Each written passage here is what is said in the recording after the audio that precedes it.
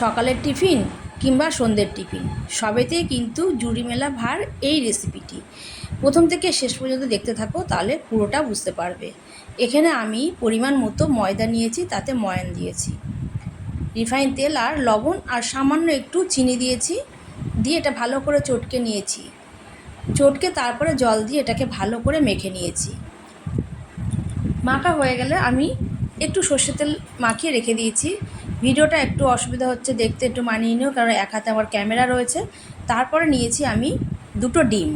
এখানে দুটো ডিম ভেঙে নিয়ে ভালো করে ফেটিয়ে নিয়েছি। ফেটানো হয়ে গেলে তাতে দিয়ে দিয়েছি একটু অরিগানো আর চিলি ফ্লেক্স।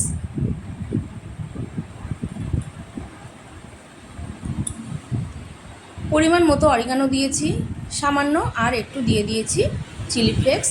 দিয়ে এটাকে ভালো করে আমি আবার একটু ফেটিয়ে রেখেছি। এই রেসিপিটি কিন্তু ভীষণই সুন্দর খেতে হয়েছিল। তোমরা কিন্তু ভালোই করতে পারো। আমার ভিডিওটা পুরো দেখে তোমরা বাড়িতে ট্রাই করো, ভালো লাগবে। পরিমাণ মতো চিলি ফ্লেক্স দিলাম, আর দিয়েছি কিছু সবজি। এখানে সবজির মধ্যে নিয়েছি গাজর, পেঁয়াজ আর টমেটো। আমার ঘরে ছিল এই সবজিগুলো, এগুলো দিয়েছি। আর একটু ক্যাপসিকাম হলে ভালো হতো, কিন্তু ক্যাপসিকামটা আমার ঘরে ছিল না বলে দিতে পারিনি। তোমাদের ঘরে থাকলে তোমরা দিতে পারো। তারপরে এই সবজিগুলো দিয়ে কিন্তু আমি ডিমটার মধ্যে ভালো করে ফেটিয়ে নিয়েছি। তারপরে দিয়েছি পরিমাণ মতো একটু লবণ। তারপরে মেখে রাখা ময়দাটা আমি একটু গুচি করে নিয়েছি। গুচিটা কিন্তু একটু বড় বড় করেই করেছি, কেন এর মধ্যে পুরটা যাবে, তার জন্য গুচিটা একটু বড় বড় করে করেছি। তারপরে গুচিগুলো করে নেওয়ার পরে আমি বেলেছি, একটু তেল দিয়ে বেলে নিয়েছি। বেলে নেওয়ার পর ওই পুরটা দিয়েছি, মাঝ বরাবর ওই পুরটা দিয়ে দিয়েছি। রুটিটা একটু বড় করে বেলবে, আমি বড় করে বেলেছি। পুরটা দিয়ে একটু চারিদিক থেকে ভালো করে আটকে দিয়েছি। এক হাত দিয়ে করছিলাম প্রথমে, তারপরে আমার দিদি এসে আমাকে একটু হেল্প করলো, তার জন্য ভিডিওটা করতেও সুবিধা হলো। এইভাবে কিন্তু সমস্তটা আমি করে নিয়েছি, চারিদিক থেকে আটকে, মুখটাও আটকে নিয়েছি ভালো করে। গরমে আমাদের কিছুই খেতে ভালো লাগে না, এরকম ধরনের জিনিস হলে কিন্তু মাঝে মধ্যে মন্দ হয় না। এইভাবে কিন্তু চারিদিকের মুখটা আমি আটকে নিয়েছি। তোমাদেরকে আর একটা দেখিয়ে দিই কীভাবে করেছি।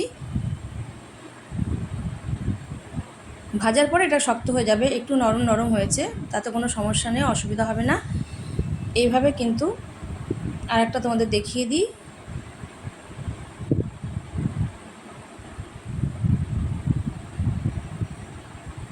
এটা ভালোই দেখাতে পারলাম, কারণ আমি ভিডিওটা করছি না, এখানে দিদি এটা তৈরি করছে আর আমি ভিডিওটা করছি বলে বেশ সুবিধাই হলো। এইভাবে একে একে সমস্ত গুচিগুলোকে আমি এভাবে পুর করে তৈরি করে নিয়েছি।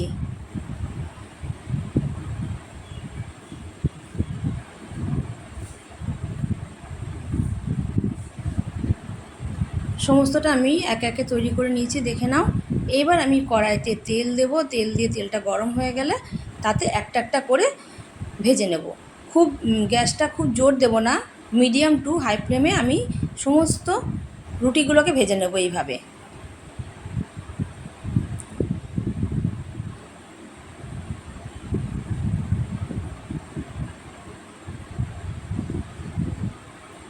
এইভাবে উল্টে পাল্টে মিডিয়াম টু হাই ফ্লেমে আমি ভেজে নেব, কারণ বেশি জোর দিলে এটা পুড়ে যেতে পারে, আর পুড়ে গেলে খেতে ভালো লাগবে না। তার জন্য আমি মিডিয়াম টু হাই ফ্লেমে এটা আমি ভেজে নিচ্ছি, একটা একটা করে সমস্তটাই ভেজে নেব।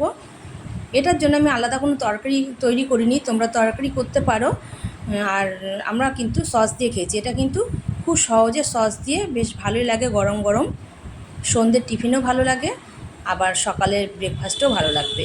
এইভাবে কিন্তু একের পর এক আমি সমস্ত রুটিগুলো ভেজে নিয়েছি এইভাবে।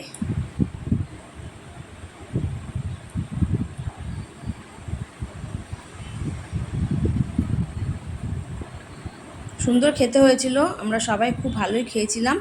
এবার কিন্তু সমস্তটাই আমার ভাজা হয়ে গেছে, দেখে নাও কত সুন্দর দেখতে হয়েছে। এখানে আমি সস দিয়ে পরিবেশন করেছিলাম।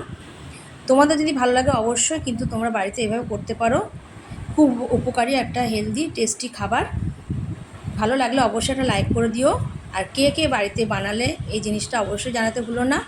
দেখা হবে আবার পরের একটা ভিডিওতে। সেই পর্যন্ত তোমরা সবাই ভালো থেকো।